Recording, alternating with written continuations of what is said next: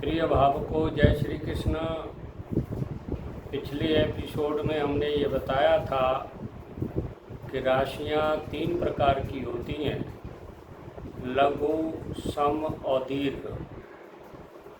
देखिए, लघु राशि कौन कौन सी होती हैं ये भी बताया था, एक बार और बता रहे हैं।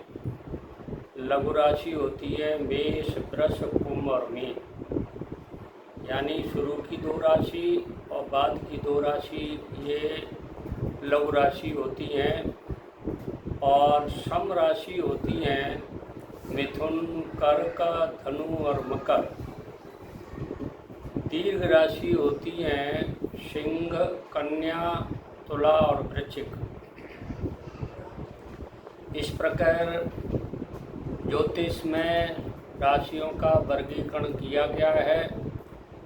इन वर्गीकरण से क्या मालूम होता है, जिस भाव में लघु राशि होती है तो वो अंग छोटा होता है, उसमें खराबी होती है। सम राशि होती है तो वो अंग बराबर होता है। दीर्घ राशि होती है तो वो अंग थोड़ा बड़ा होता है। देखिए, अब मैं ये बताना चाह रहा हूँ आपको कि किस भाव में कैसी राशि होगी तो उस अंग पर, किस अंग पर क्या प्रभाव पड़ेगा।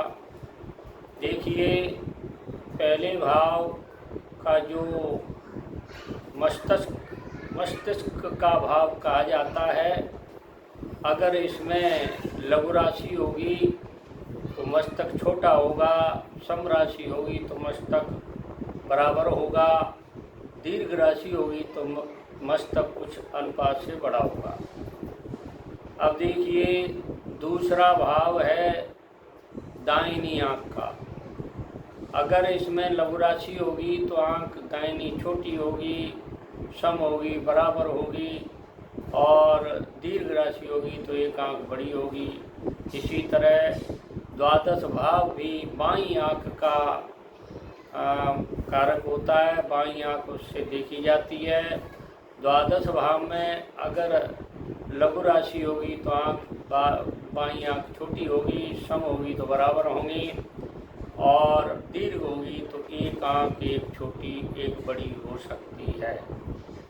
अगर दोनों में सम राशि है तो दोनों बराबर होंगी, दोनों में लघु राशि है तो दोनों छोटी आँख होंगी, और दोनों भाव में, द्वादश भाव में और द्वितीय भाव में अगर दीर्घ राशि होगी तो वो दोनों आँखें बड़ी होंगी। एक में लघु एक में दीर्घ होगी तो एक आँख छोटी होगी, एक आँख बड़ी होगी। बहुत से लोगों की होती है, विषम नेत्र होते हैं। अब देखिए, तीसरा भाव, ये दाहिने कान का भाव देखा जाता है, और ये हाथ का भी होता है, दाहिने हाथ का। अगर यहाँ लघु राशि होगी तो दायां हाथ कुछ छोटा होगा, और सम राशि होगी तो दोनों हाथ, अगर बायां 11वें भाव से बायां और बायां हाथ देखा जाता है, इन दोनों भाव की तुलना करी जाती है। अगर तीसरे भाव में सम राशि है और 11वें भाव में भी सम राशि तो दोनों हाथ और कान दोनों बराबर होंगे। अगर दीर्घ राशि है तो दोनों हाथ, दोनों कान, आँख बड़े होंगे, ठीक है ना। कान और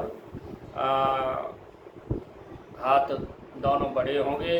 अगर एक में लघु है एक में दीर्घ है तो एक हाथ छोटा होगा, एक कान छोटा होगा, एक बड़ा होगा, एक कान भी बड़ा होगा।